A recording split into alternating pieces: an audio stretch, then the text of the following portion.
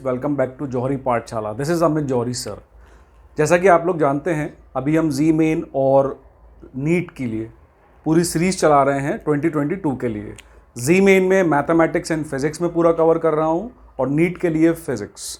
ठीक है जी। तो आज उसी सीरीज़ में जी मेन और नीट की फिज़िक्स के लिए मैं आज आपको पूरा कंप्लीट चैप्टर क्लियर करूँगा कोलिजन का।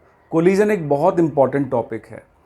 ये one of the important topic है जिसमें से न्यूमेरिकल आता ही आता है और एडवांस के लिए भी काफ़ी इंपॉर्टेंट है, क्योंकि एडवांस में आपको कोलिजन कॉन्सेप्ट के न्यूमेरिकल काफ़ी अच्छे से मिल जाएंगे। चलिए तो बिना देर किए शुरू करते हैं कोलिजन चैप्टर। सबसे पहली बात, व्हाट इज कोलिजन। तो हम देखते हैं कि अगर दो बॉडी आपस में टकराती हैं, इफ़ ये टू बॉडीज़ हैं, वन बॉडी ये रही M1 मास की, ये इस तरफ जा रही है U1 से, ये दूसरी बॉडी है M2, ये भी इस तरफ जा रही है U2 वेलोसिटी से। अगर इस केस में U1 is greater than U2 होगा तो क्या होगा, इन दोनों के बीच में जब इम्पैक्ट होगा due to high impulsive forces के कारण, that is called collision. Collision को अंडरस्टैंड करने के लिए मैं एज्यूम कर रहा हूं कि आपको linear momentum, conservation of linear momentum और इंपल्स की पूरी नॉलेज होगी। Whenever collision happens, three phases are there. Before collision this is the phase, then during collision. जब इनमें कोलिजन होता है, जब दोनों आपस में टकराते हैं तो एक पॉइंट ऑफ कांटेक्ट आता है M1 M2 के बीच में। इस समय सबसे हाई इंपल्स क्रिएट होते हैं यहां पर इन दोनों के बीच में। These impulses actually is the cause of collision. हम नॉन इंपल्सिव फोर्सेस को कोलिजन में नहीं लेते हैं। स्टूडेंट्स, आप बहुत इंपॉर्टेंट है, ये चीज़ें अच्छे से नोट करते जाएं कॉपी में। ये बहुत इंपॉर्टेंट है, आगे कॉन्सेप्ट में काफ़ी काम आएंगी। छोटी छोटी चीज़ें नोट करते जाएं। नॉन इंपल्सिव फोर्सेस को, जैसे ग्रेविटेशन हो गया, हम नहीं लेते हैं। ऐसी फोर्सेस जो इंपल्स क्रिएट नहीं कर रही हैं, उसका कोलिजन में कोई काम नहीं रहता है। तो सबसे पहले ये आया बिफोर कोलिजन, पहला फेस। ये आया ड्यूरिंग कोलिजन। कोलिजन के टाइम पे दोनों जो बॉडीज़ हैं उनकी वेलोसिटी सेम रहती है। सबसे मैक्सिमम इंपल्स क्रिएट होता है, सबसे मैक्सिमम डिफॉर्मेशन फोर्सेस होती हैं इस टाइम पर। इसके बाद ये दोनों बॉडीज़ सेपरेट हो जाती हैं। M1 मान लो इस तरफ चला गया V1 से, और M2 मान लो इस तरफ चला गया V2 से। ये आया बिफोर कोलिजन, ये आया ड्यूरिंग कोलिजन, और ये आया आफ्टर कोलिजन। ठीक है जी। तो तीन फेसेस में हम कोलिजन को समझते हैं कि जब दो बॉडीज आपस में टकराती हैं।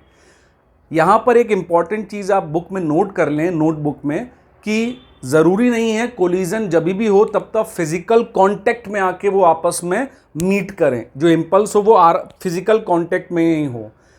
इट इज़ नॉट नेसेसरी, क्योंकि न्यूक्लियर फिजिक्स में अगर आप देखेंगे तो न्यूक्लियर फिजिक्स में जैसे हम पार्टिकल्स का बम्बार्डमेंट करते हैं, फास्ट मूविंग प्रोटॉन्स का, न्यूट्रॉन्स का जब हम बम्बार्डमेंट करते हैं, या फिर आपने फोटो इलेक्ट्रिक इफेक्ट देखा होगा जिसमें हम क्या करते हैं, सनलाइट को एक्सपोज करते हैं मेटल सरफेस पे, इंसिडेंट करते हैं। उस केस में फोटोन और इलेक्ट्रॉन्स के बीच में जो कोलिजन होता है वो एक्चुअली में फिजिकल कांटेक्ट में एक दूसरे के पास नहीं आते हैं।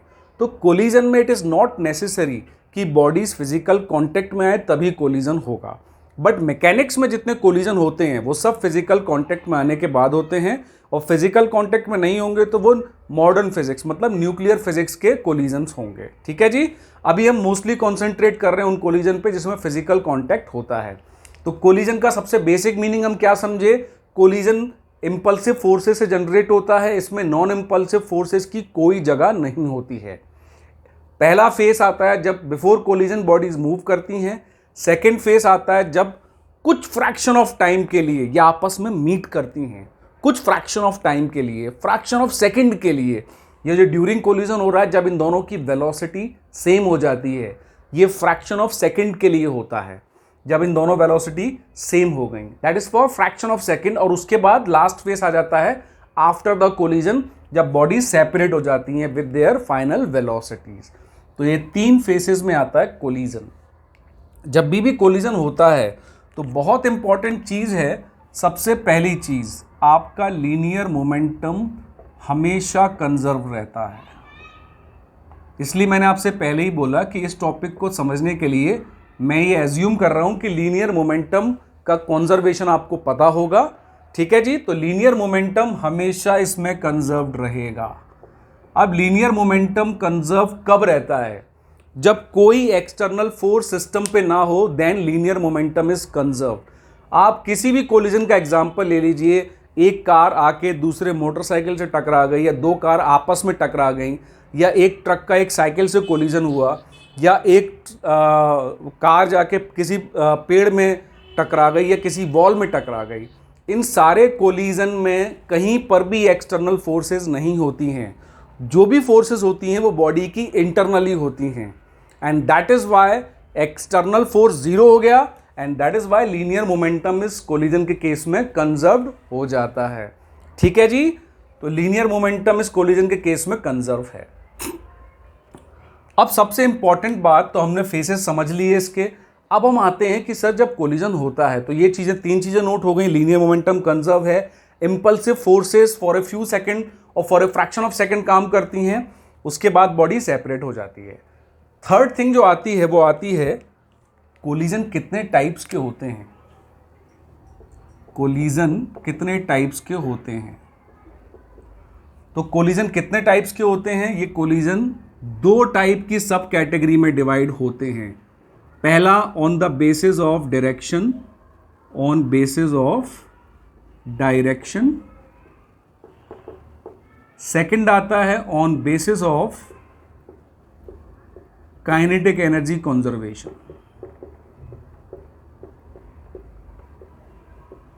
तो बेसिकली कोलिजन को दो पार्ट में ही डिवाइड किया जाता है, collision on the basis of direction और collision on the basis of conservation of kinetic energy. Linear momentum तो हमेशा कंजर्व रहता है। तो इसकी फर्दर सब कैटेगरी को हम डिवाइड करते हैं कि on the basis of direction जो आता है वो अगेन दो टाइप के हो जाते हैं, सॉरी तीन टाइप के। एक आता है हेड ऑन, सॉरी दो टाइप से, और दूसरा होता है ऑब्लिक कोलिजन। हेड ऑन सिर्फ वन डायमेंशनल कोलिजन होता है, जबकि ऑब्लिक में 2D और 3D दोनों आ जाते हैं। जी मेन और नीट की फिजिक्स के लिए 3 डायमेंशनल कोलिजन जो होता है वो इतना इंपॉर्टेंस नहीं रखता है। वो 3 डायमेंशनल कोलिजन जो होता है जी एडवांस के लिए आपको यूज आएगा। तो मैं 3D कोलिजन भी आपको बताऊंगा, लेकिन अभी हम फोकस कर रहे हैं मोस्ट इंपॉर्टेंटली जी मेन और नीट पर। तो उसमें 3D का ज़्यादा एम्फेसिस नहीं करते हैं लोग। तो हेड ऑन कोलिजन मतलब 1 डायमेंशन, और ऑब्लिक मतलब 2D और 3D। इन सबको हम काफ़ी डिटेल में पढ़ेंगे। अभी मैं आपको बेसिक समझाता जा रहा हूँ। इस पूरे लेक्चर में आपको कोलिजन के बाद, इस पूरे लेक्चर देखने के बाद आपको कोलिजन के लिए कोई और लेक्चर की ज़रूरत नहीं पड़ेगी। उसके बाद आप सारा डायरेक्टली न्यूमेरिकल लगाइए। ठीक है जी, और न्यूमेरिकल भी आपको इतनी अच्छे से लगेंगे अगर आपने इस पूरे लेक्चर के कॉन्सेप्ट को समझ लिया। Don't worry then. Kinetic energy के कंजर्वेशन से 3 कैटेगरीज डिवाइड होती हैं। पहली होती है इलास्टिक। अच्छा, इलास्टिक बोलें या परफेक्टली इलास्टिक बोलें, वो दोनों सेम चीज़ें होती हैं। ये पहला चीज़ आप नोट कर लीजिए, इलास्टिक कोलिजन और perfectly elastic collision are the same thing. दूसरा आता है इनइलास्टिक कोलिजन, और last but not the least perfectly inelastic.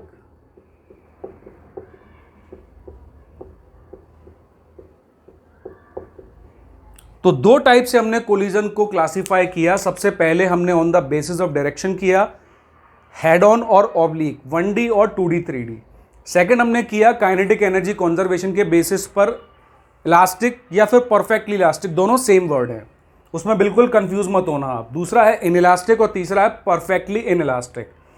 Elastic collision, जैसे कि उसका नाम रखा गया है, बॉडी की इलास्टिसिटी इतनी हाई होती है कि कोलिजन के बाद जो डिफॉर्मेशन होता है वो आफ्टर कोलिजन अपने आप को इजीली रिफॉर्म कर लेती है, मतलब बॉडी का शेप चेंजेस नहीं होता है इलास्टिक कोलिजन। ठीक है जी, तो इलास्टिक कोलिजन में उसकी इलास्टिसिटी मेंटेन रहती है। दैट मींस लीनियर मोमेंटम के साथ साथ उसकी काइनेटिक एनर्जी भी कंजर्व है इन इलास्टिक कोलिजन। तो इलास्टिक कोलिजन में काइनेटिक एनर्जी कंजर्व होती है apart from linear momentum. Linear momentum तो जहां पर भी कोलिजन है वहां पर आपका कंजर्व होता ही है।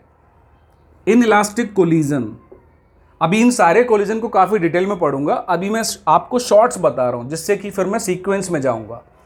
इन इलास्टिक कोलिजन में क्या होता है, बॉडी जो कोलिजन के बाद अपने शेप को पूरी तरह रीगेन नहीं कर पाती है, अपने शेप को पूरी तरह रीगेन नहीं कर पाती है। That means body after collision अपनी काइनेटिक एनर्जी को लॉस कर चुकी होती है। तो इनिशियल काइनेटिक एनर्जी और फाइनल काइनेटिक एनर्जी दोनों इक्वल नहीं होते हैं।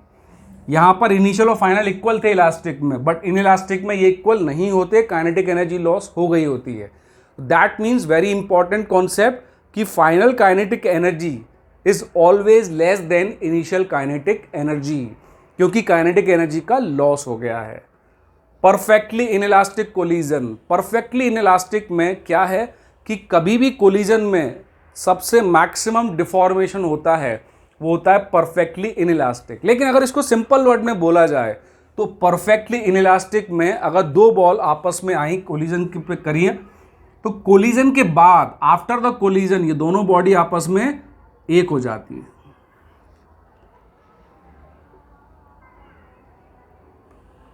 ये दोनों बॉडी आपस में एक हो जाएंगी। तो दो बॉडीज अगर कोलिजन कर रही हैं, अगर वो कोलिजन परफेक्टली इनइलास्टिक है तो आफ्टर द कोलिजन वो दोनों बॉडी एक बन जाएंगी और एक कॉमन वेलोसिटी से आगे मूव करेंगी। ये इंपॉर्टेंट पॉइंट आप नोट करके रखिए, ठीक है। परफेक्टली इनइलास्टिक में आफ्टर द कोलिजन दोनों बॉडी एक हो जाती हैं और उनकी एक कॉमन वेलोसिटी होती है। अब हम आते हैं, इनको डिटेल में हम डिस्कस करने से पहले कुछ टर्म्स समझ लें, कुछ ऐसी टर्म्स जो कि आपको कोलिजन में सबसे ज़्यादा यूज़ होनी है, जो कि आपको कोलिजन में सबसे ज़्यादा यूज़ होनी है। आई होप आप कॉपी पेन लेके बैठकर ये पूरे कॉन्सेप्ट को अच्छी तरह नोट कर रहे होंगे, ठीक है जी। अब हम आते हैं उन फिजिकल क्वांटिटीज़ पर जो बहुत इंपॉर्टेंट है आपको जानना। सबसे पहली फिजिकल क्वांटिटी है वेलोसिटी ऑफ सेपरेशन, या पहले हम डिस्कस करते हैं वेलोसिटी ऑफ अप्रोच।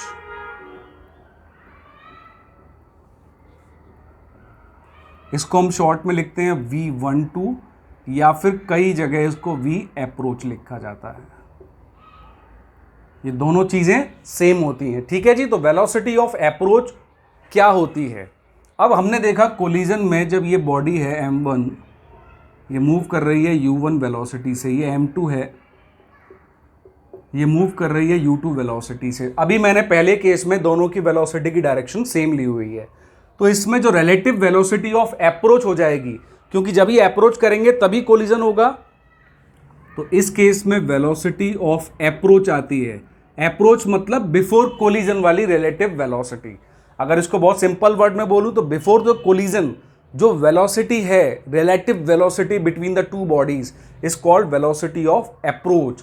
अगर दोनों की डायरेक्शन सेम है तो ये हो जाएगा U1 minus U2, velocity of approach. इसी केस में वेलोसिटी ऑफ सेपरेशन मतलब आफ्टर कोलिजन जो रिलेटिव वेलोसिटी होगी वो कितनी होगी, जिसको हम बोलेंगे वेलोसिटी ऑफ सेपरेशन। अगर मान लो आफ्टर द कोलिजन जैसे कि हमने डिस्कस किया है वो सेम वेलोसिटी से मूव कर रही हैं, V1 और V2 दोनों सेम वेलोसिटी से मूव कर रही हैं, सेपरेशन में हो जाता है V2 minus V1। That is called the velocity of separation, कि आफ्टर कोलिजन के बाद जब वो बॉडी सेपरेट हुई तो उनकी रिलेटिव वेलोसिटी क्या थी, तो that is called velocity of separation V2 minus V1। अब इनके बहुत सारे केसेस बनेंगे, बहुत सारे केसेस। अब मैं सारे केसेस डिस्कस करता हूं। ये तो हो गया केस 1, बिफोर द कोलिजन भी सेम डायरेक्शन में वेलोसिटी थी, आफ्टर द कोलिजन भी सेम डायरेक्शन में वेलोसिटी थी। अब हो सकता है केस 2 आ जाए। केस 2 में बिफोर द कोलिजन इनकी वेलोसिटी ऐसी हो जाए कि एक ऐसे जा रहा है और एक ऐसे आ रहा है, अपोजिट डायरेक्शन में। इस केस में वेलोसिटी ऑफ अप्रोच क्या हो जाएगा, u1 प्लस u2। अगर दोनों अपोजिट डायरेक्शन में ट्रेवल कर रही हैं तो वेलोसिटी ऑफ अप्रोच जो हो जाएगी u1 प्लस u2 हो जाएगा। और इसी केस में फाइनली भी अगर ये अपोजिट मूव कर रही हैं v1 v2, तो वेलोसिटी ऑफ सेपरेशन भी क्या हो जाएगा, v1 प्लस v2। तो ये आया सेकंड केस। फर्स्ट केस में हमने देखा वेलोसिटी ऑफ अप्रोच और वेलोसिटी ऑफ सेपरेशन का when they are moving in the same direction before and after collision. In second case we have discussed velocity of approach and velocity of separation when they are moving in the opposite direction. ये सारे concept बहुत important हैं, numerical में immediately आपको काम आएंगे, इसलिए मैंने बोला है इस लेक्चर के बाद आपको न्यूमेरिकल करने में कोई दिक्कत नहीं आने वाली है। ठीक है जी। अब इसके और सारे केस बनते हैं, लेकिन इसमें सबसे इंपॉर्टेंट चीज क्या है, इन सारे केसेस में हम वेलोसिटी ऑफ सेपरेशन और वेलोसिटी ऑफ अप्रोच पे वर्क कर रहे हैं इन डिफरेंट केसेस। हो सकता है एक केस ऐसा भी आया वेज वाला, एक वेज रखा हुआ है, ट्रायंगुलर वेज। ये पहला केस है जब वेज की वेलोसिटी 0 ले लेते हैं, u2 इक्वल टू 0, मतलब ये वेज जो है वो रेस्ट में है और बॉल ऐसे आके टकराती है, u1 इसकी वेलोसिटी है, वो ऐसे आके टकराती है। ठीक है जी। अब यहां पे सबसे इंपॉर्टेंट जो कॉन्सेप्ट आता है वो है वेलोसिटी ऑफ अप्रोच और सेपरेशन निकालने के लिए, वो आता है लाइन ऑफ इम्पैक्ट का। किसका आता है जी, line of impact. Line of impact जानना आपके लिए बहुत ज़रूरी है। अगर वो स्ट्रेट लाइन में बॉडीज ट्रेवल नहीं कर रही हैं, कोलिजन नहीं हो रहा है जैसे इस केस में है, तो लाइन ऑफ इम्पैक्ट समझाने के लिए आप एक चीज़ हमेशा याद रखें कि जब भी बॉडी कोलाइड होती हैं, ड्यूरिंग कोलिजन जो उनका कांटेक्ट होता है, पॉइंट कांटेक्ट, उस पॉइंट कांटेक्ट पे एक टेंजेंट ड्रॉ करिए आप। उस टेंजेंट के जो लाइन होती है perpendicular, this is called the line of impact.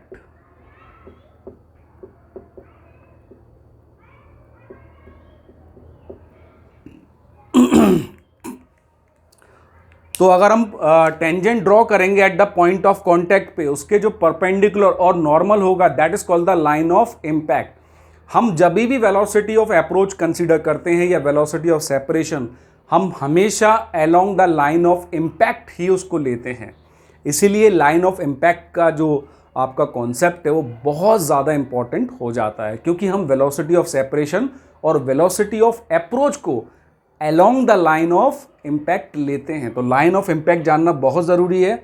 उसकी इंपॉर्टेंस अब मैं वेज के डिफरेंट केसेस में आपको समझाता हूँ। अब इस केस में कई बच्चे क्या गलती करेंगे इसके, अब मान लीजिए ये एंगल थीटा दिया हुआ है, अब बच्चे इसका रेजोल्यूशन करेंगे, फिर दोनों लेंगे। नहीं करना है आपको, क्योंकि इसमें लाइन ऑफ इम्पैक्ट क्या है, पॉइंट ऑफ कांटेक्ट क्या है, ये रहा, और पॉइंट ऑफ कांटेक्ट के ही परपेंडिकुलर है हमारा लाइन ऑफ इम्पैक्ट। तो हमारा लाइन ऑफ इम्पैक्ट ऐसा ही है, जैसे वो बॉल आ रही है, तो हमें वेलोसिटी ऑफ अप्रोच और वेलोसिटी ऑफ सेपरेशन इसी लाइन के अलोंग लेनी है, हमें रेजोल्यूशन नहीं करना है। तो इसका वेलोसिटी ऑफ अप्रोच क्या हो गया, मतलब बिफोर द कोलिजन एक ही वेलोसिटी है u1, और वेलोसिटी ऑफ सेपरेशन के लिए मान लो इसी डायरेक्शन में ये वापस चली जाती है,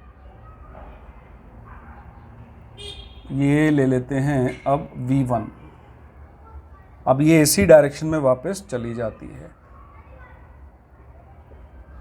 और वेज को जब इसने कोलाइड किया तो मान लो इसकी एक वेलोसिटी भी, जब ये टकराया तो इसकी एक वेलोसिटी इस डायरेक्शन में आ जाती है v2।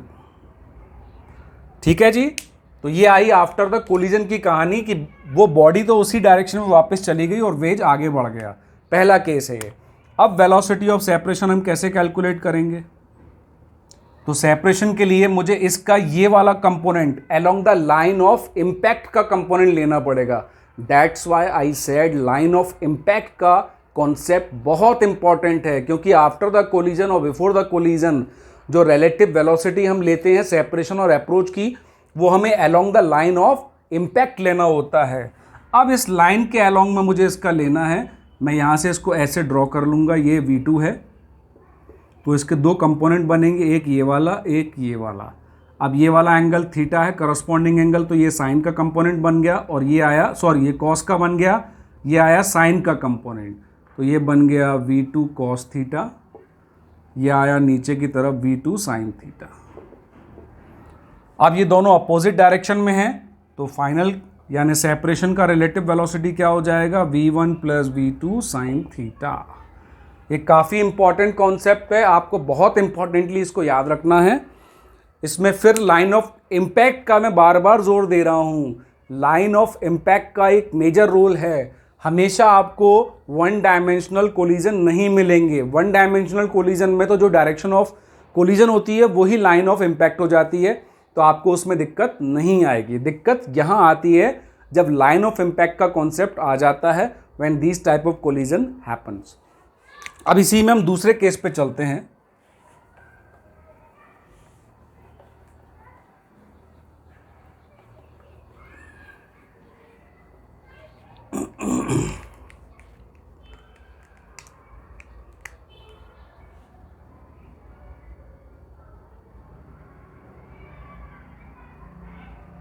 अब ये बॉल ऐसे आ रही है नीचे,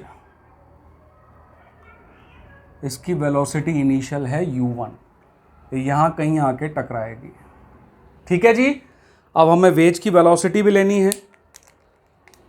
अब हमने वेज को ले लिया कि वेज इनिशियली ऐसे ही मूव कर रहा है, वेज इस तरफ जा रहा है इनिशियली u2 से। अब यहाँ पर लाइन ऑफ इम्पैक्ट क्या होगी, तो उसके लिए हमें पॉइंट ऑफ कांटेक्ट देखना पड़ेगा। ये पॉइंट ऑफ कांटेक्ट है, इसके ऊपर परपेंडिकुलर ड्रॉ होगा। इसका एंगल थीटा ले लेते हैं, अब इस पे परपेंडिकुलर ड्रॉ कर देते हैं। That is our line of impact, यही है हमारी लाइन ऑफ इम्पैक्ट।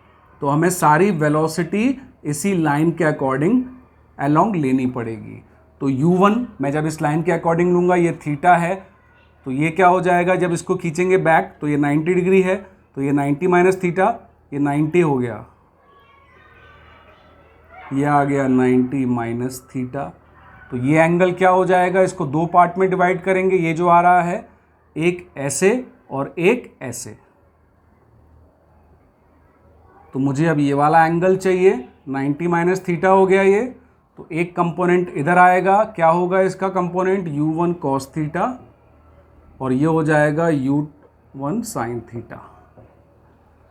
इसके भी दो कंपोनेंट आएंगे, ये इस तरह से जा रहा है लाइन ऑफ इम्पैक्ट से, अगर u2 को देखा जाए तो ये इस तरफ से जा रहा है, तो इसके लिए ये एंगल थीटा हो, ये एंगल थीटा हो गया, ऑल्टरनेट इंटीरियर एंगल। तो इसके दो कंपोनेंट हुए, एक ऐसा एक ऐसा, तो ये वाला लाइन ऑफ इम्पैक्ट पे क्या आया, u2 cos थीटा। ठीक है जी।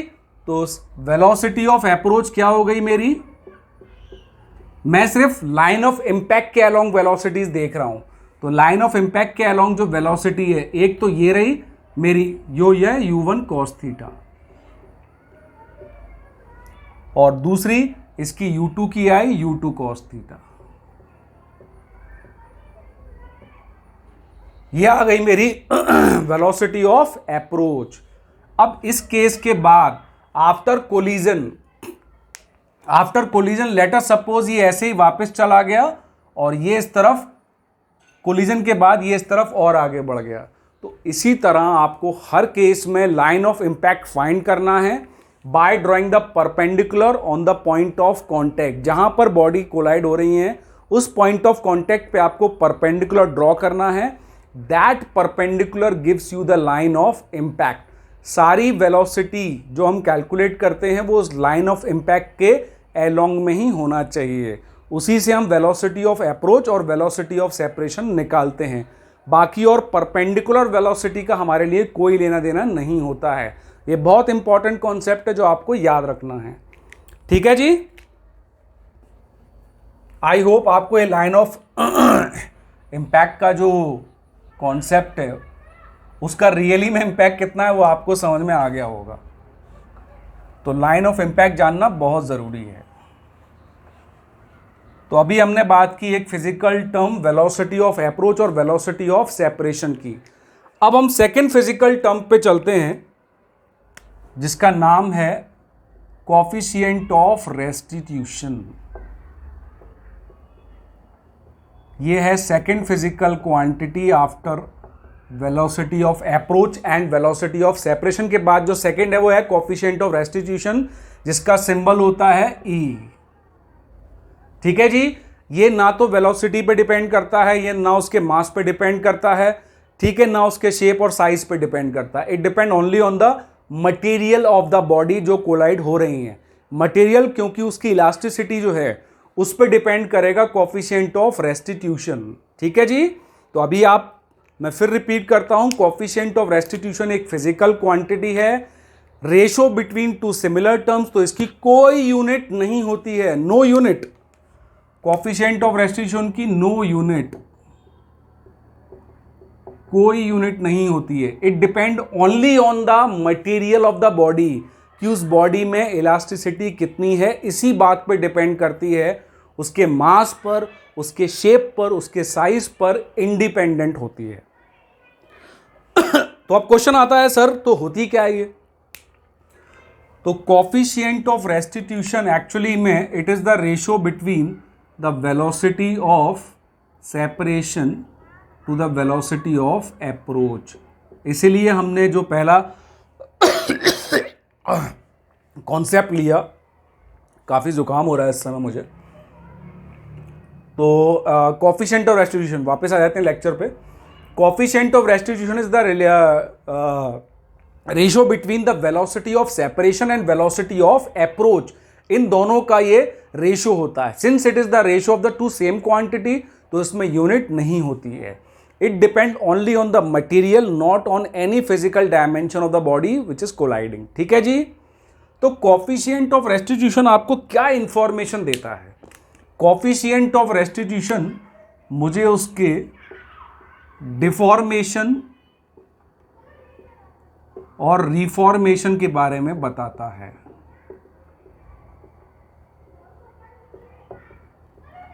ठीक है जी, जितनी ज्यादा E की वैल्यू होगी उतनी ज्यादा बॉडी आफ्टर द कोलिजन आपके शेप को रीगेन कर सकती है।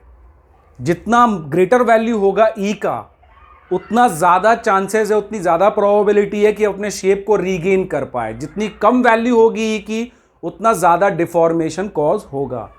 E की जो वैल्यूज़ हैं वो 1 से ग्रेटर नहीं हो सकती और 0 से लेस नहीं हो सकती। तो coefficient of restitution value lies between 0 and 1। Second, इसमें हम बोल सकते हैं it is the ratio of impulse of separation और इम्पल्स ऑफ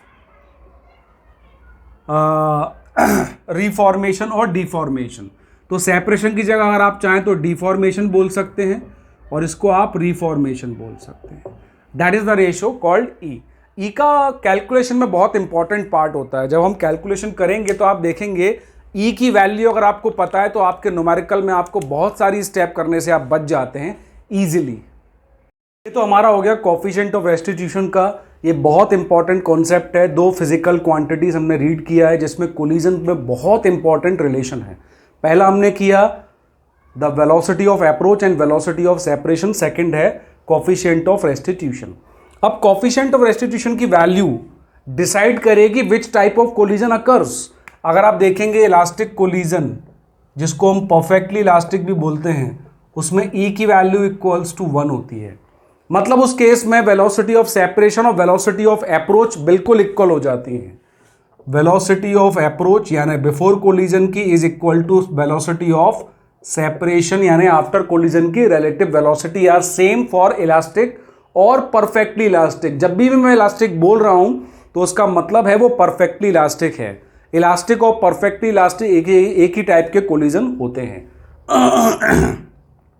दूसरा आता है इनइलास्टिक कोलिजन। इनइलास्टिक कोलिजन में ई की वैल्यू बिटवीन 0 एंड 1 आपको मिलेगी। इसमें काइनेटिक एनर्जी लॉस होता है और coefficient of restitution between 0 and 1 की वैल्यू में आता है। अगर मैं देखूं परफेक्टली इनइलास्टिक कोलिजन, तो इसमें जो वैल्यू है कोफिशिएंट ऑफ रेस्टिट्यूशन की वो होती है 0। तो coefficient of restitution is equal to 1, that means elastic collision. Coefficient of restitution equal to 0, that means perfectly inelastic collision. और 0 से 1 में है तो वो इनइलास्टिक कोलिजन में आ जाता है। ठीक है, तो velocity of separation and approach और उसके बाद कोफिशिएंट ऑफ रेस्टिट्यूशन, ये दो फिजिकल टर्म्स जो हमने की हैं, ये कोलिजन को समझने के लिए बहुत इंपॉर्टेंट है। और उसके न्यूमेरिकल एस्पेक्ट को अगर आप माइंड में रखते हैं तो ये दोनों नॉलेज आपको बहुत इंपॉर्टेंट है, जो आपका टाइम सेव करेंगी।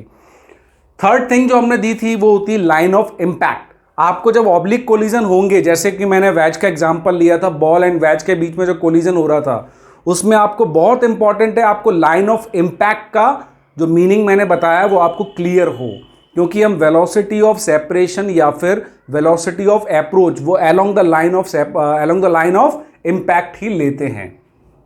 अब हम चलते हैं सारे डिफरेंट टाइप के कोलिजन जो हमने पढ़े, अब हम उनको डिटेल में डिस्कस करते हैं। उनके पूरे जो डिटेलिंग है अब हम वो करने वाले हैं।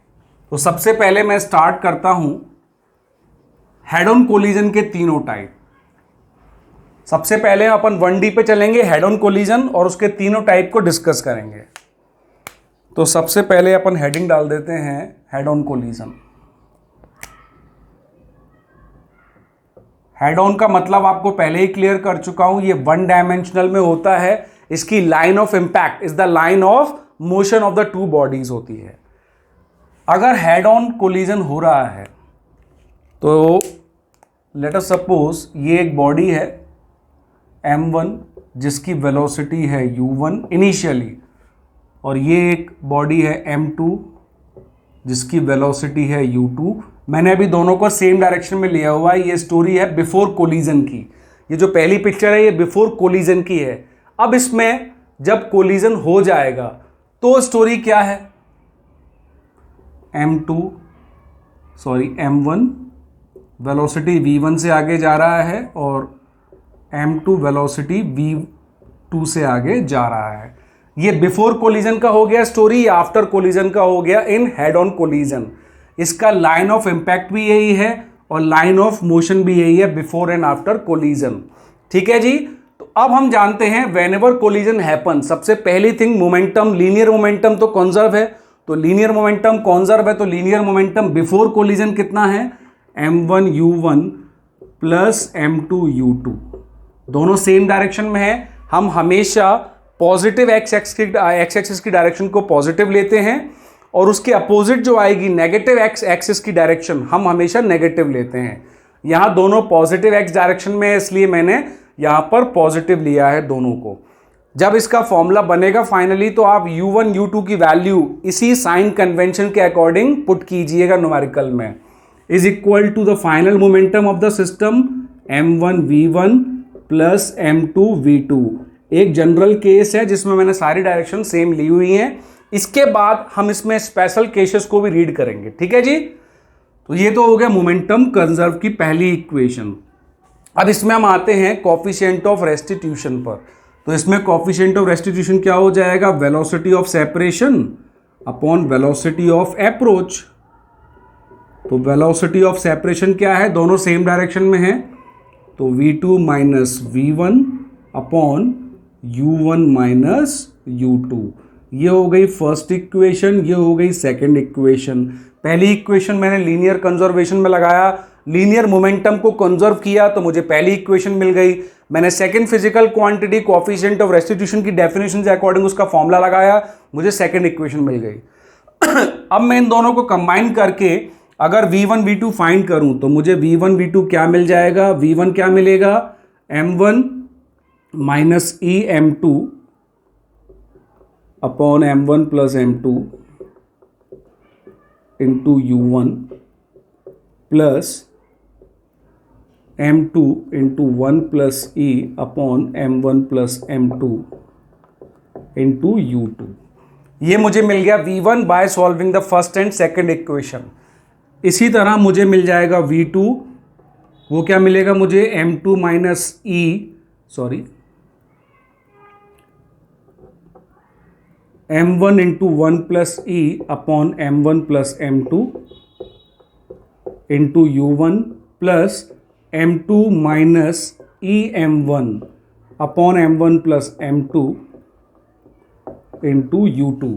तो ये दोनों इक्वेशन मुझे मिल गई। फर्स्ट और सेकंड इक्वेशन को सॉल्व करके मैंने v1 और v2 निकाल लिया। The velocity of body after the collision क्या होगी मैं यहां से कैलकुलेट कर सकता हूं।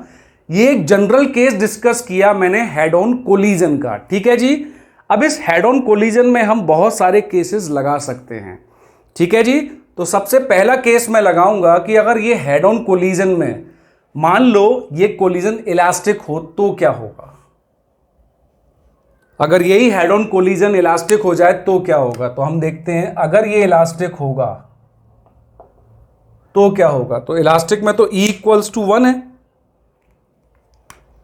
इलास्टिक में तो कोफिशिएंट ऑफ रेस्टिट्यूशन की वैल्यू 1 होती है। तो जब मैं E की वैल्यू यहां 1 रखूंगा तो मुझे क्या मिल जाएगा देखता हूं। तो v1 की वेलोसिटी क्या मिल जाएगी मुझे, m1 minus m2 upon m1 plus m2 into u1 plus, फिर मैं यहां 1 रख दूंगा तो 1 प्लस 1 2 हो गया, तो 2m2 upon m1 plus m2 into u2। इसी तरह मैं v2 कैलकुलेट कर लूंगा। तो v2 में भी मुझे E इक्वल्स टू 1 रखना है। तो ये मिल गया मुझे 2m1 upon m1 plus m2 into u1 plus m2 minus m1 upon m1 plus m2 into u2। तो ये मुझे पहला स्पेशल केस मैंने डिस्कस किया कि अगर ये हेड ऑन कोलिजन इलास्टिक होता तो E इक्वल्स टू 1 होता, कोएफिशिएंट ऑफ रेस्टिट्यूशन 1 होता, तो v1 और v2 क्या होते, ठीक है जी। अब इसमें सेकंड केस को डिस्कस करते हैं। अब हम आते हैं इसके सेकंड केस पे कि ये इलास्टिक तो है ही है लेकिन दोनों मासेस भी सेम हैं। ये आया second case of elastic head on collision. Head on collision को पहले हमने जनरली डिस्कस किया, फिर उसमें स्पेशल केस पुट किया कि अगर ये हेड ऑन कोलिजन इलास्टिक होगा तो क्या होगा। अगर ये केस सेकंड केस, अगर ये हेड ऑन इलास्टिक कोलिजन में दोनों मासेस सेम हुए तो क्या होगा। तो लेट्स सी, देखते हैं क्या होगा। m1 m2 इक्वल कर देंगे तो v1 कितना आ जाएगा। Let's see, m1 m2 equal हो गए तो ये तो 0 हो गया पार्ट। ये कितना आ गया 2m अपॉन 2m 1, यानी u2 के इक्वल आ गया। v2 कैलकुलेट करते हैं, v2 कितना हो जाएगा 2m अपॉन 2m, ये भी 1 हो गया, u1 आ गया, ये पार्ट 0 हो गया। तो if you see what we get in elastic head on collision when both the bodies have the same masses. अगर दोनों बॉडी के सेम मास हैं, इलास्टिकली वो हेड ऑन कोलिजन कर रही हैं, तो they just interchange there velocities. पहले जो बॉडी 1 थी उसकी इनिशियल वेलोसिटी क्या थी u1, लेकिन अब क्या हो गई वो u2। मतलब इन्होंने बॉडी को वेलोसिटी को एक्सचेंज कर लिया है, ठीक है जी। तो v2 वाले को पहली बॉडी की इनिशियल मिल गई है और v1 में दूसरी बॉडी आफ्टर कोलिजन जो सेकेंड बॉडी चल रही थी उसकी वेलोसिटी से अब वो आगे जाएगी। That is called the interchange of velocities between the bodies. m1 m2 के बीच में वेलोसिटीज एक्सचेंज हो गई हैं जो उसकी इनिशियल थी। तो ये बहुत इंपॉर्टेंट केस सामने आ गया है। अब इसके बाद इसी कोलिजन में अगर मैं एक और केस ले लूं कि मासेस भी सेम हैं और इसका थर्ड केस, मतलब ये इलास्टिक भी है, हेड ऑन भी है, मासेस भी सेम हैं और u2 इक्वल टू 0 है। मतलब जो सेकेंड बॉडी थी वो रेस्ट में थी, फर्स्ट बॉडी गई उससे टकराई तो क्या होगा। तो फर्स्ट बॉडी अगर गई टकराई तो क्या होगा देखते हैं। हमने u2 को 0 रखना है क्योंकि हमने लिया है कि एक बॉडी जो है वो रेस्ट में है, हमने m2 का रेस्ट में ले लिया तो u2 इक्वल टू 0 हो गया। u2 इक्वल टू 0 हो गया तो v1 इक्वल टू 0 हो गया। इसका मतलब क्या हुआ, अगर दो बॉडीज हेड ऑन कोलिजन कर रही हैं which is elastic in nature, उन दोनों बॉडीज का मास सेम है और एक बॉडी रेस्ट में है, तो आप देखेंगे u2 रेस्ट में थी, अब v1 मतलब पहली बॉडी रेस्ट में हो जाएगी। तो स्टोरी क्या बनी, ये बिफोर द कोलिजन था, बिफोर द कोलिजन ये 0 था, ये रेस्ट में था। अब क्या हुआ, आफ्टर द कोलिजन ये बॉडी रेस्ट में आ गई और ये आगे मूव करने लगी विद द वेलोसिटी जो कि उसकी सेम होगी, क्योंकि दोनों के मासेस सेम है। इलास्टिक कोलिजन है तो इनकी काइनेटिक एनर्जी भी कंजर्व होगी। तो पूरी काइनेटिक एनर्जी इस बॉडी ने इसको दे दिया है। मतलब ये है कि ये बॉडी आई m1, इसको टक्कर मारी जो रेस्ट में थी। आफ्टर द कोलिजन अब ये रेस्ट में हो गई और ये बॉडी उतनी वेलोसिटी से आगे बढ़ गई m2 वाली। यानी मैं मास को m ही लिख रहा हूं क्योंकि हमने दोनों के मासेस सेम लिए हैं। ये उसी वेलोसिटी से आगे बढ़ जाएगी क्योंकि इलास्टिक कोलिजन में काइनेटिक एनर्जी भी कंजर्व रहती है।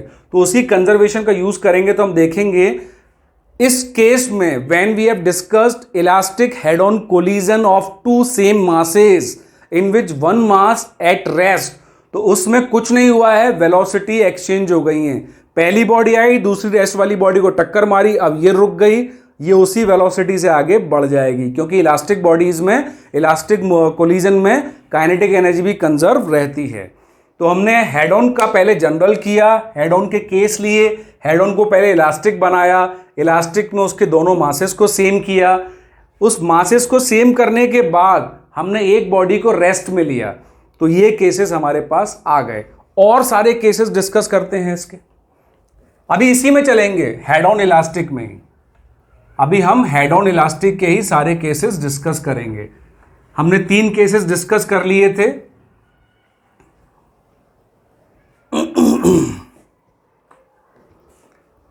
अब इलास्टिक भी है, हेड ऑन भी है, तो ई तो 1 होएगा। अब जो सेकंड केस था, हमने जो लिया था कि पहले हमने दोनों मासेस सेम किए, अब उसके बाद हमने क्या किया, दोनों मासेस सेम करने के बाद उसके एक बॉडी को रेस्ट में भी लिया। ठीक है जी, जब दोनों मासेस सेम किए तो वेलोसिटी इंटरचेंज हो गई। ठीक है, फर्स्ट बॉडी की वेलोसिटी सेकंड बॉडी को मिल गई, सेकंड बॉडी की वेलोसिटी फर्स्ट बॉडी को मिल गई। हमने जब एक बॉडी को रेस्ट में लिया तो कितना इंटरेस्टिंग रिजल्ट आया कि जिस काइनेटिक एनर्जी से पहली बॉडी आ रही थी, अब ये रेस्ट में हो जाएगी। जो रेस्ट में थी अब उसी काइनेटिक एनर्जी से आगे बढ़ेगी, मतलब उसी वेलोसिटी से वो आगे बढ़ेगी। ठीक है, अब इसी में हम सेकंड केस लेते हैं, when m1 is very heavy और m2 is very light body. इसको आप ऐसे समझ सकते हैं कि एक मैंने बॉल लिया, बॉल को जब अर्थ पे गिराया, सरफेस पे गिराया, तो इस केस में क्या हुआ, collision between ball and earth come under this category which I am discussing now. कि एक बॉडी बहुत हैवी है, हमने m1 को बहुत हैवी ले लिया और m2 को बहुत लाइट रखा। तो इसका ग्रेट एग्जांपल है बॉल और अर्थ के बीच में। जब आप बॉल फेंकते हैं तो अर्थ पे टकराती है, तो आप देखते हैं ये कोलिजन इस टाइप में आएगा। ठीक है जी, या फिर आप चाहें तो बड़ी सी ट्रॉली का एग्जांपल ले सकते हैं, उसकी एक साइकिल के साथ कोलिजन कराएंगे। तो बड़ी ट्रॉली एक हैवी मास है, साइकिल एक लाइट मास है, तो क्या होगा। तो अगर m2 लाइट है, m1 बहुत हैवी है, तो आप देखेंगे m1 अपॉन m2 बहुत, ये देखेंगे m1 is much greater than m2। तो इस केस में हम m2 को 0 रख देंगे।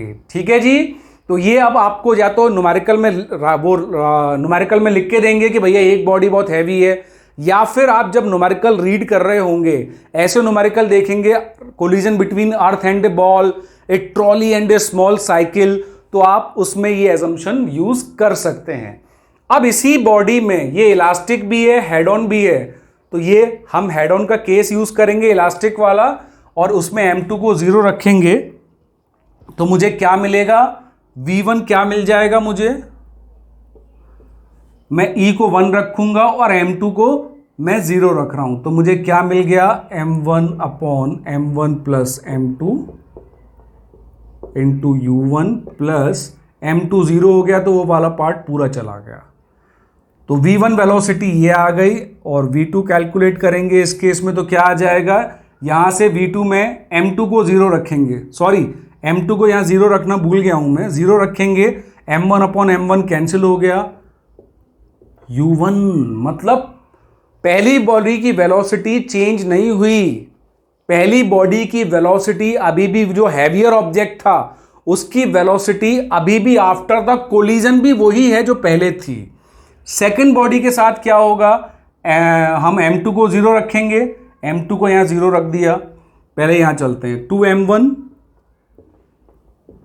अपॉन नीचे m2 0 हो गया तो नीचे सिर्फ m1 बचा इंटू u1 प्लस यहां पर e1 है, m2 0 हो गया तो माइनस m1 आया अपॉन m1 इंटू u2। तो यहां मैंने देखा जो लाइटर ऑब्जेक्ट था उसके साथ क्या हो रहा है, 2u1 माइनस u2, ये उसकी फाइनल वेलोसिटी आ गई। मतलब हैवियर ऑब्जेक्ट ने वेलोसिटी को इंटरचेंज कर लिया। आप देख सकते हैं result is very interesting. Heavier object जो था ट्रक या फिर अर्थ, उसने अपनी वेलोसिटी को वही रखा है जो उसकी वेलोसिटी पहले थी, उसकी वेलोसिटी में कोई चेंज नहीं आया है कोलिजन के कारण। और ये हम प्रैक्टिकली भी समझ सकते हैं, जब बॉल को अर्थ पे कोलाइड किया जाता है तो अर्थ की वेलोसिटी में कोई फर्क पड़ता है नहीं ना। तो यही वो केस है, ट्रक जब साइकिल को जाके टक्कर मार रहा है तो ट्रक की वेलोसिटी में कोई फर्क नहीं पड़ रहा है, ये मैथमेटिकली भी प्रूव हो गया, हमने देख लिया इक्वेशन के थ्रू। लेकिन जो साइकिल की वेलोसिटी है वो चेंज हो जाएगी। मतलब इन केस कंक्लूजन करें तो हैवियर ऑब्जेक्ट तो अपनी वेलोसिटी चेंज नहीं का होगा आफ्टर द कोलिजन, लेकिन लाइटर की वेलोसिटी चेंज हो जाएगी और वो ये हो जाएगी।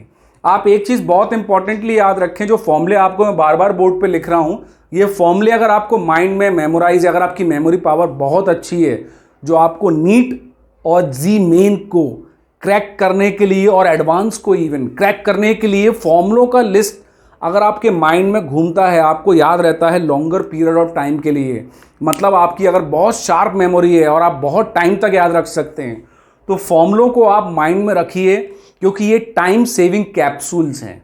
टाइम सेविंग मतलब वहां पे आपको क्वेश्चन दिखा, आपने किसी केस से कंपेयर किया, आपको तुरंत फॉर्मूला लगा के आंसर मिल गया।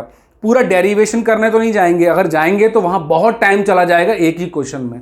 तो फॉर्मूले जो भी मैं दे रहा हूं उसको अच्छे से नोट डाउन कीजिए, क्योंकि ये सारे केसेस आपको मिलने वाले हैं। जितने पॉसिबल केसेस होते हैं वो हम सारे यहां डिस्कस कर रहे हैं। अभी हमारी पहली कैटेगरी चल रही है हेड ऑन की।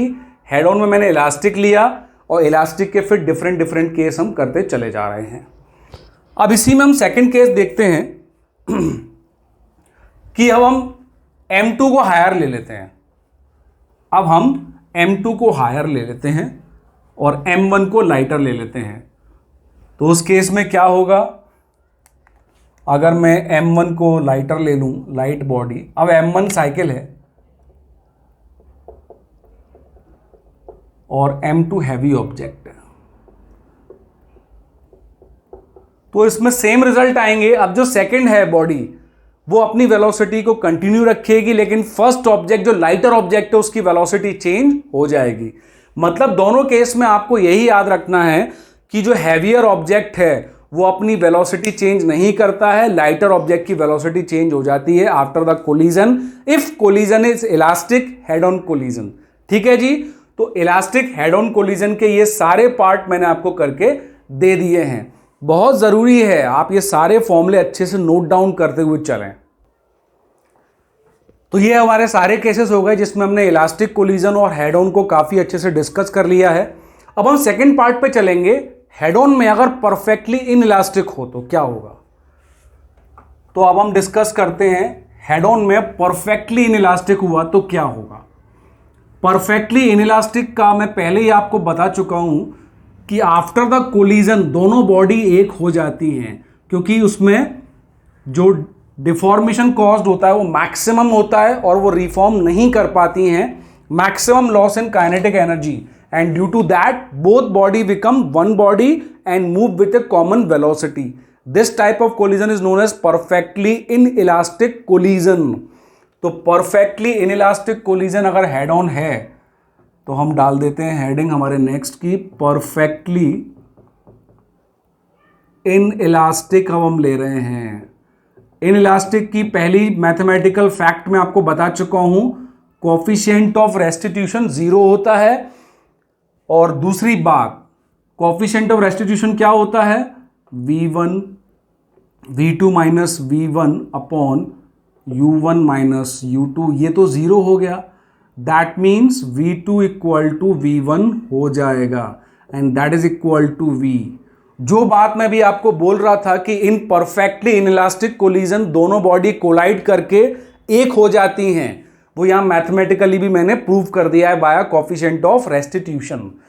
तो बिफोर कोलिजन क्या होगा, अगर परफेक्टली इनइलास्टिक है तो ये एक बॉडी आई m1 इस तरफ मूव कर रही है u1 से, ये दूसरी बॉडी आई m2 ये u2 से मूव कर रही है। मैं सारे फॉर्मूलों में u1 u2 को सेम डायरेक्शन में ले रहा हूं, लेकिन आप एक बहुत इंपॉर्टेंट पॉइंट याद रखें कि न्यूमेरिकल करते समय उनके साइन कन्वेंशन को ध्यान रखें। Towards positive, along the positive x axis all signs are positive, opposite to that are negative. ये बहुत इंपॉर्टेंटली आपको ध्यान रखना है। मैं अभी सबको जनरल की तरह डिस्कस कर रहा हूं, एक ही डायरेक्शन में लेता हुआ। आफ्टर द कोलिजन क्या हुआ, आफ्टर कोलिजन दोनों बॉडी एक हो गई पूरी, तो दोनों बॉडीज का mass join together and moving with a velocity of a common velocity v। तो मोमेंटम तो कंजर्व है ही है, तो मोमेंटम कंजर्व कर देते हैं। तो बिफोर कोलिजन क्या हो गया, m1 u1 plus m2 u2, और आफ्टर कोलिजन क्या हो गया, m1 plus m2 into v। दोनों बॉडी एक हो चुकी हैं और वो कॉमन बॉडी क्या हो जाएगी, उसकी velocity m1 u1 plus m2 u2 upon m1 plus m2। ठीक है जी, ये आ गई आपकी common velocity when the collision is head on perfectly inelastic, the body after the collision will become one and that common velocity is calculated by this formula. अब इसमें पहला case लगाते हैं परफेक्टली इनइलास्टिक के कैटेगरी में। अगर दोनों bodies identical मास की हैं तो क्या होगा, ठीक है जी, m लगा दिया। यहां देखेंगे क्या होगा, m कॉमन आके नीचे से कैंसिल हो जाएगा, तो final common velocity after the collision of that body will become m common होके हट गए, ऊपर बचा u1 प्लस u2, नीचे बचा m प्लस m 2m का 2। तो आप देख सकते हैं कि इंपॉर्टेंट रिजल्ट, अगर परफेक्टली इनइलास्टिक हेड ऑन हुआ तो जो फाइनल वेलोसिटी बॉडी ज्वाइन होकर एक्वायर किया हुआ है वो इनिशियल वेलोसिटी का एवरेज के इक्वल हो जाएगा। अगर ये रिजल्ट आपको डायरेक्टली याद रहता है तो न्यूमेरिकल करते समय आपका काफ़ी टाइम सेव होता है। तो आपको काफ़ी सारे केस में जो डिस्कस कर रहा हूं इनके अलावा केस नहीं बनेंगे। आप इन सारे फॉर्मूलों को अच्छे से नोट डाउन करें जिससे आपके न्यूमेरिकल में काफ़ी अच्छे से हेल्प हो सके। अगर दोनों वेलोसिटी भी सेम होती है आइडेंटिकल मास के साथ, तो आप देख सकते हो u प्लस 2u अपॉन 2, तो दोनों फाइनल वेलोसिटी उस इनिशियल वेलोसिटी के सेम होती जो उन बॉडी की इंडिविजुअली थी, अगर वो दोनों सेम वेलोसिटी से मूव कर रहे होते। तो ये आया आपका केस परफेक्टली इनइलास्टिक। लेकिन इलास्टिक कोलिजन में हमने लॉस इन काइनेटिक एनर्जी नहीं डिस्कस किया, क्योंकि लॉस इन काइनेटिक एनर्जी होता ही नहीं है। जो इलास्टिक कोलिजन होते हैं या जिसको आप परफेक्टली इलास्टिक बोलते हो, वो दोनों चीजें सेम है, उसमें काइनेटिक एनर्जी भी कंजर्व रहती है। तो वहां पर हमें लॉस को, काइनेटिक एनर्जी के लॉस को डिस्कस करने की जरूरत ही नहीं पड़ी, लेकिन यहां पे हमें डिस्कस करना पड़ेगा। तो हम initial kinetic energy before collision देखते हैं। काइनेटिक एनर्जी इनिशियल कितनी है before collision, half m1 u1 square plus half m2 u2 square. ठीक है जी। और काइनेटिक एनर्जी आफ्टर कोलिजन क्या हो गई, final half m1 plus m2 into v square. ये आ गई आफ्टर द कोलिजन की। अब मुझे अगर चेंज इन काइनेटिक एनर्जी निकालनी है, और more precisely I can say loss in kinetic energy, इसको मैं लॉस इन काइनेटिक एनर्जी भी बोल सकता हूं। तो लॉस इन काइनेटिक एनर्जी निकालने के लिए मुझे क्या करना है, फाइनल माइनस इनिशियल करना होता है, लेकिन वो माइनस साइन में आएगा क्योंकि फाइनल की काइनेटिक एनर्जी कम होती है। तो जब दोनों को सबट्रैक्ट करेंगे तो आपका loss in kinetic energy you can easily calculate. इसका फॉर्मूला डायरेक्टली ये बन जाएगा, लेकिन इससे अच्छा है कि हमने loss in kinetic energy calculate कर लिया which is required for perfectly inelastic collision. तो हेड ऑन में जितने केस बन सकते थे वन डायमेंशनल कोलिजन में, दोनों कैटेगरी हमने डिस्कस की, इलास्टिक भी और इनइलास्टिक भी। उनके साथ साथ हमने उनके सब केसेस भी डिस्कस कर लिए हैं। ठीक है, अब हम आते हैं इसके सेकंड पार्ट पे, जिसको हम बोलते हैं two dimensional collision. Two dimensional collision मतलब ऑब्लिक कोलिजन। अब हम आते हैं सेकंड पार्ट पर, दैट इज ऑब्लिक कोलिजन।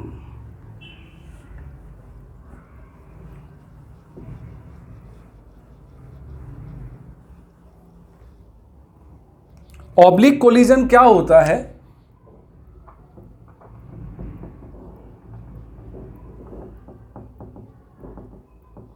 कि अगर एक बॉडी इस तरह मूव कर रही है m1 वाली u1 से, और एक बॉडी इस तरह मूव कर रही है, आप देख सकते हैं दोनों बॉडी की जो वेलोसिटी हैं are not in the same line of motion, they are inclined. This type of collision known as oblique collision. After the collision जब मैं देखूंगा m1 मान लो इस तरफ जाने लगा v1 से, और m2 इस तरफ जाने लगा v2 से, these come under the category of oblique collision when their velocities are not or with the incline to the line of impact। जब ये मिलेंगे तो लाइन ऑफ इम्पैक्ट तो यही वाली है, लेकिन लाइन ऑफ इम्पैक्ट के अलोंग इनकी वेलोसिटीज नहीं है। तो यहां पर हमें बहुत इंपॉर्टेंटली जो ध्यान देना है वो है, जब हम लीनियर मोमेंटम कंजर्वेशन लगाएंगे तो linear momentum of the system before collision, मैं यहां पे ऐसे लिखता हूं, P पूरा सिस्टम का x एक्सिस का initially is equal to P of x axis के अलोंग फाइनल। सिमिलरली मैं ऐसे लगाऊंगा P ऑफ y एक्सिस का initial equal to P of y axis का फाइनल। मतलब हम लीनियर मोमेंटम जो कंजर्वेशन लगाएंगे यहां पर when there is a oblique collision, तो हमें x और y का अलग अलग उनका डिवाइड करना पड़ेगा। पहले हम लीनियर मोमेंटम कंजर्व करेंगे, पूरे सिस्टम का मोमेंटम अलोंग द x का इंडिपेंडेंटली, फिर y का independently, and then accordingly our question goes like that. NEET के लिए ऑब्लिक कोलिजन से काफी कम न्यूमेरिकल आते हैं, उनके most of the numerical come from the head on, elastic, perfectly inelastic और उनमें केसेस डिस्कस होते हैं। जब जी मेन में आते हैं थोड़े टफ न्यूमेरिकल, उसमें आता है ऑब्लिक कोलिजन। तो जी मेन वाले स्टूडेंट बहुत इंपॉर्टेंटली ध्यान दें कि जब आप ऑब्लिक कोलिजन कर रहे हैं तो आपको एक्स एक्सिस के अलोंग सिस्टम का लीनियर मोमेंटम अलग कंजर्व करना है इंडिपेंडेंटली, वाई एक्सिस के अलोंग इंडिपेंडेंटली मोमेंटम कंजर्व करना है, और फिर उन दोनों इक्वेशन से आपको उनकी वैल्यूज आगे फाइंड करनी है as per the question given. यहां पर वेक्टर रेजोल्यूशन का बहुत इंपॉर्टेंट कॉन्सेप्ट यूज होगा, जो आपको सबको आता है ऐसा मैं एज्यूम कर रहा हूं। अगर नहीं आता है तो मैं वेक्टर का अपने पूरी सीरीज है 4 वीडियोस की, मैं उस प्लेलिस्ट को इस डिस्क्रिप्शन बॉक्स में डाल दूंगा, आप आराम से देख लीजिएगा। आपको ऑब्लिक कोलिजन में जो वेक्टर की नॉलेज यूज होने वाली है वो इजीली हो जाएगी। तो ये हुआ ऑब्लिक कोलिजन का पूरा पार्ट। ठीक है जी। ऑब्लिक कोलिजन जो इसके बाद आएंगे, जिसमें काफी टफ न्यूमेरिकल बनते हैं और 3-4 कॉन्सेप्ट और मिलते हैं, वो मैं अपनी नेक्स्ट वीडियो में करूंगा फॉर स्टूडेंट और जो ऐसे कैंडिडेट्स हैं जो जेई एडवांस के लिए भी बहुत सीरियसली प्रिपेयर कर रहे हैं, तो उसके लिए अलग। इस लेक्चर में मैं नीट की और जेई मेन दोनों को कंबाइन करके ले रहा हूं, इसलिए मैं उस पाथ पे नहीं जा रहा हूं जहां जेई एडवांस का सिलेबस शुरू हो जाता है। लेकिन ऑब्लिक कोलिजन के लिए आप इतनी इंपॉर्टेंट चीजें याद रख लीजिए। ठीक है जी। तो आपको इंडिपेंडेंटली दोनों का करना है।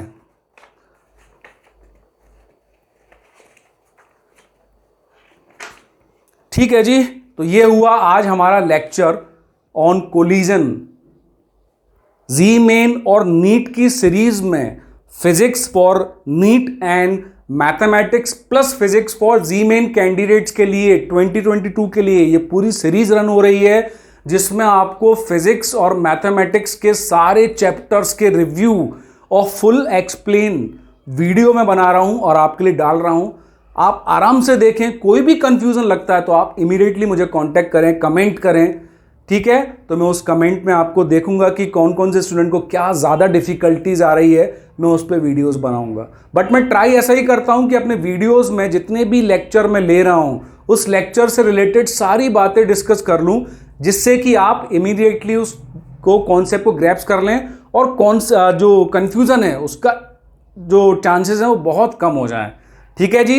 लेकिन तब भी रह जाता है तो साथ में जुड़े रहिए, साथ में जुड़े रहेंगे तो आपका जी 2022, 2023 और नीट का सिलेक्शन कंफर्म हो जाएगा, क्योंकि इस कॉन्सेप्ट के बाद आपको न्यूमेरिकल करने में कोई दिक्कत नहीं आने वाली है, ठीक है जी। अब हम ऑब्लिक का तो ये हो गया, अब एक केस और है परफेक्टली इनइलास्टिक का। परफेक्टली इनइलास्टिक का एक केस है ऑब्लिक में। अगर आप देखेंगे ये एक पेंडुलम है, इसको वुडन लगा देते हैं पेंडुलम की जगह। ये मान लीजिए अभी रेस्ट में था। ऐसे न्यूमेरिकल बहुत आते हैं। और ये एक बुलेट आ रही है,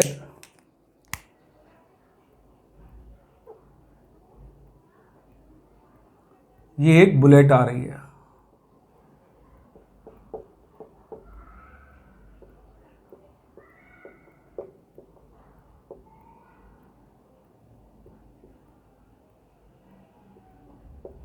अब ये बुलेट की u1 वेलोसिटी है, मास m1 ले लेते हैं, ये इस डायरेक्शन में आ रही है। अब जब ये इस पे कोलाइड करेगी तो इसके अंदर एम्बेड हो जाती है। जब ये एम्बेड हो जाएगी तो अपनी काइनेटिक एनर्जी पूरी इसके अंदर ट्रांसपोर्ट कर देगी, पूरी काइनेटिक एनर्जी इसके अंदर आ जाएगी। तो ये उस काइनेटिक एनर्जी से ऊपर की तरफ यहां तक पहुंच जाएगा।